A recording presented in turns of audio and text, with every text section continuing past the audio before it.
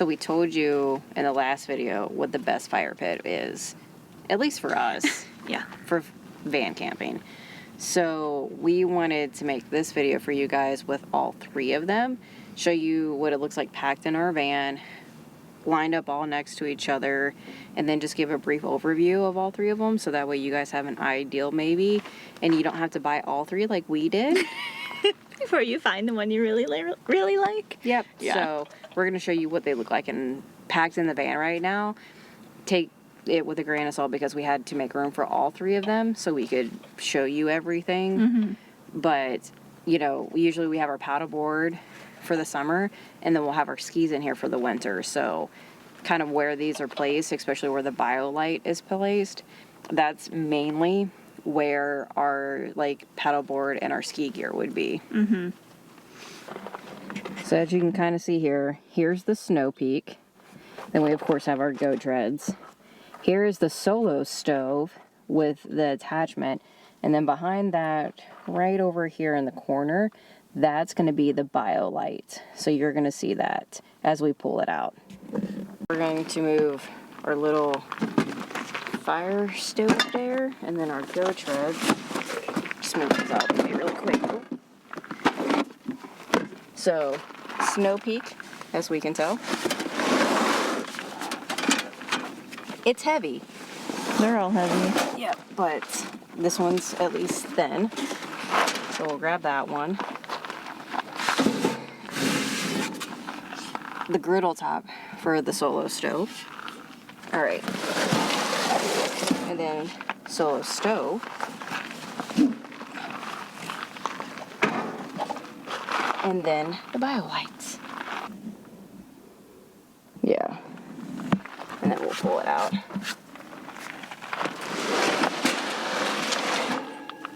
And then you have the very rackety Biolite. There we go. Here's all 3 fire pits that we bought. So we have the Solo Stove Ranger, we have the Snow Peak Grill, and then we have the Biolite Fire Pit. So these are all 3 that we've bought, and we're gonna go over them. I know, I was watching her too.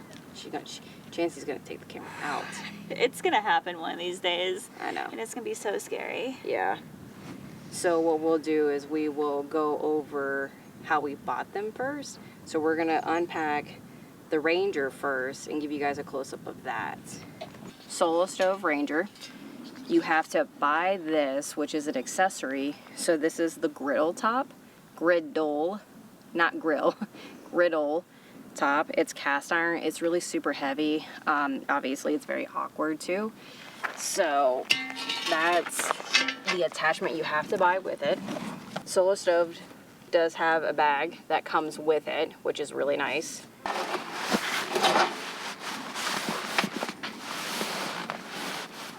So, bag, like we've done before, review on it.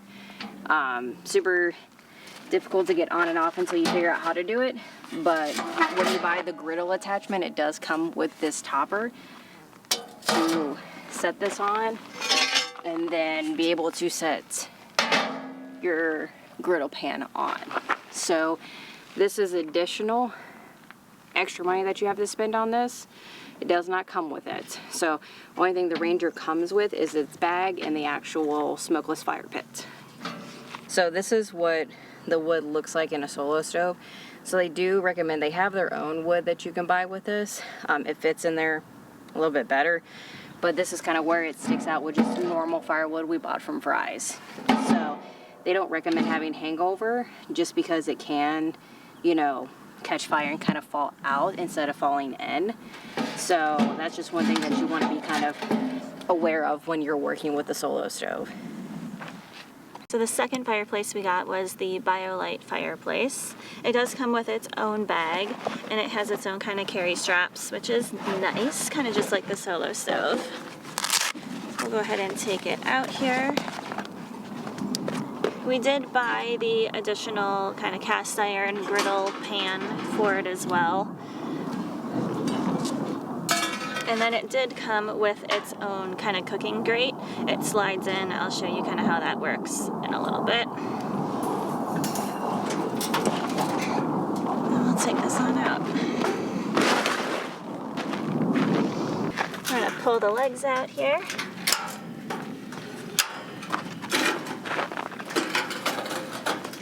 So this one comes with a fan module that kind of helps promote airflow. It does kind of create a little bit of noise when you turn it on. Let's see if we charged it at all, or if I remember how to use it. There we go. So I think it has 3 different levels of airflow when you do put your wood in. It does help burn it pretty nicely. It does have this mesh grate on both sides, so you can see the flames, and it does give a little bit more radiant heat than the solo stove does. This one, for emptying the ashes, we did find out you have to be careful because it has a little sliding grate. And if you empty it and don't close it, or don't realize it didn't close and you're burning wood, ashes can fall down underneath and potentially be a fire hazard. Okay, so the grate here slides in. There you go. And it lifts up on one end so you can still kind of feed wood if you need to, or load it. And then if you want to, you can use the cast iron plate and kind of set it up on top there to cook. So for the Biolite, fries wood again. So if you're using the cast iron, you're gonna wanna take that off. And then you can slide this out and it will stop right there, so that way it doesn't go flying off.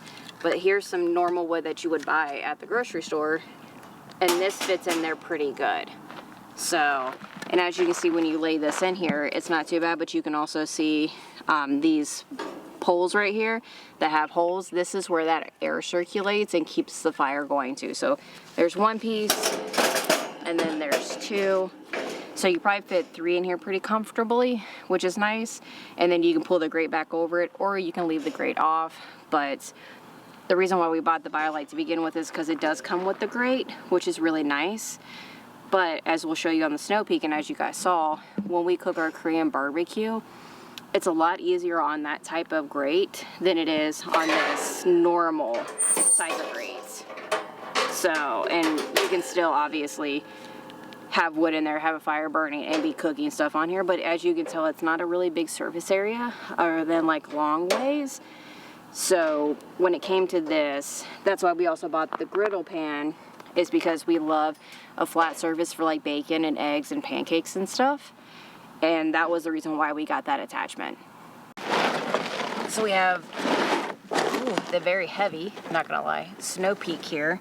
And this is the flamethrower that you guys saw us use in the last video. We keep this in the bag here with it. So with this Snow Peak, everything that I'm about to pull out comes with this right away. You don't have to buy any extra attachments unless you want to, but what's in this bag is exactly what we use and need. So just going to undo that here. And then here is the grill part. And then you have the grill level attachment for it to put it at different levels on the fire pit. And then here's the actual fire pit. And with this guy, you just pretty much